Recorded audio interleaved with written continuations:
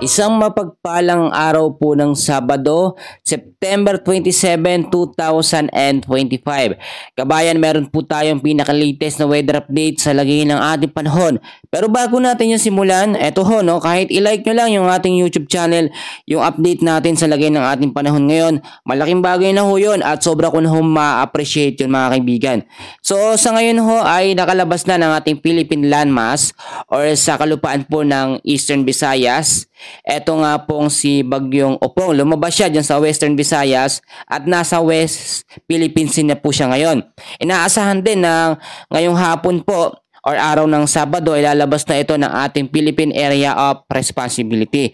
Pero silipin muna natin kung nasang lugar na ba itong si Bagyong Opong at yung mga lugar pa na kanyang madadaanan, no, sa mga susunod po na mga oras bago ito tuloy yung lumayo ng ating Philippine Area of Responsibility. So ngayon, huling namatan ito si Bagyong Opong, 215 kilometers west of Calapan City, Oriental Mindoro.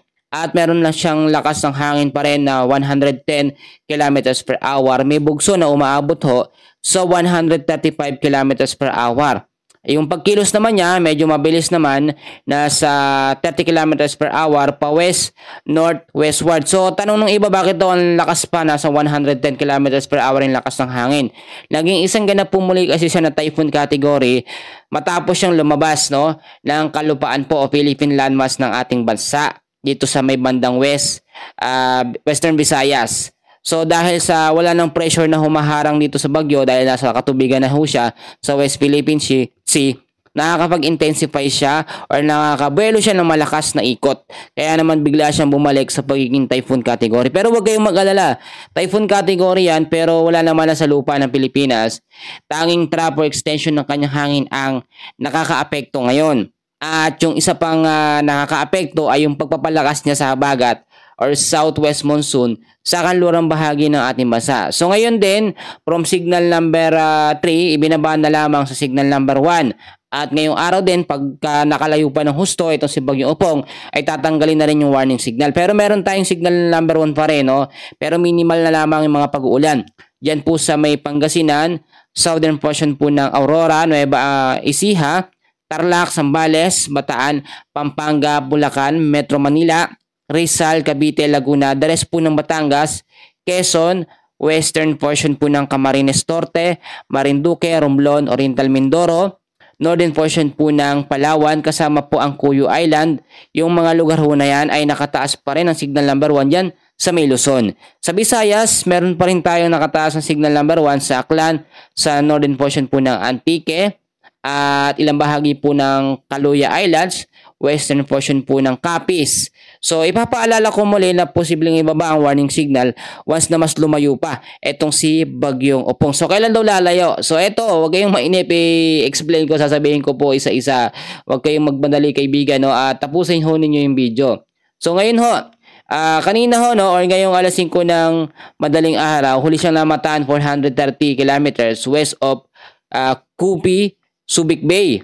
At typhoon category na may lakas na 120 kilometers per hour.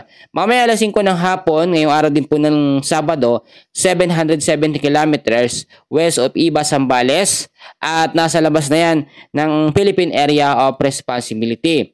At within the next 36 hours, simula ngayon naman, linggo ho ng alas 5 ng umaga, 1,060 kilometers west of Central Luzon ang kanyang lokasyon. At nasa labas na pa rin ng ating Philippine Area of Responsibility. Within the next 48 hours naman, ito po ay linggo ng hapon, 1,310 kilometers west of Northern Luzon, nasa labas pa rin ng Philippine Area of Responsibility. So ngayon, kahit makalabas na ng pare itong si Bagyong Opong, ang habagat po ay patuloy ding lalakas sa paglipas po ng mga ilang araw pa. Dahil yung momentum o yung pressure na naibigay ni Bagyong Opong sa habagat ay nananatili pa rin. Pero huwag kayong mag-alala, basta wala hong mabubuo na panibagong bagyo sa west or sa silangang bahagi ng ating bansa, patuloy na hihina ang habagat or southwest monsoon. Kaya lang naman lumalakas yan dahil sa pabalik-balik na mga bagyo, paulit-ulit na pumapasok kahit low pressure area, may epekto po sa kanya. So yung monsoon break, mangyayari yan kapag humina ng humina itong si habagat at magkakaroon tayo ng tinatawag na monsoon break o yung pansamantalang pagkawala ng habagat or paghina. Pero bago natin yan tignan mga kaibigan, may panibagong senaryo tayo nakikita. Panibagong banta kasi ng low pressure area ang namomonitor sa may bandang silangan ng Visayas at meron din malapit po sa may silangan ng Mindanao. So sa tinatawag natin na week 1 ay nagsimula ho kahapon pa, September 26 hanggang October 2, ay meron tayong panibagong banta ng LPA sa may silangan po ng Visayas, pero low chance naman na maging isang ganap na bagyo. Sa week 2 naman natin ay magsisimula pa lamang yan ng October 3 hanggang October 9, dalawang low pressure area naman ang ating namomonitor. Isang nasa moderate chance at isang nasa low chance na maging isang ganap na bagyo. So yung susunod na bagyo, hindi muna natin yung papangalanan, no?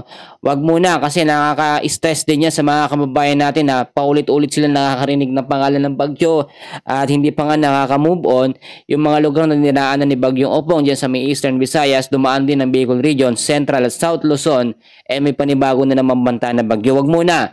Saka na natin yan na aalamin yung pinaka-update sa panibagong banta ng bagyong mabubuo ngayong October.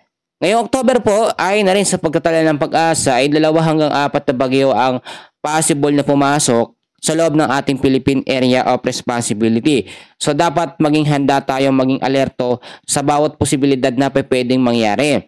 Sana nga ho po ipanalangin natin na maging maaraw na by next week at wala hong mabuong panibagong LPA. Pero ito ang sigurado, once na mas makalayo pa itong si Bagyong Opong, hihina ng hihina ang habagat sa mga susunod na mga araw at by next week, simula ho Monday hanggang sa Friday ay mas mataas na yung tsansa ng magandang panahon po sa malaking bahagi ho ng Luzon, Visayas at sa may Mindanao. Pero take note, bandang kanluran po ng Visayas, kanluran ng Luzon ay may tsansa pa rin ng mga pag-ulan dahil sa habagat or southwest monsoon. Bandang hapon naman sa Mindanao, mga localized thunderstorm. So sa ngayon, yan muna ang pinaka-latest na update natin sa lagay ng ating panahon. Maraming salamat. God bless po sa inyong lahat.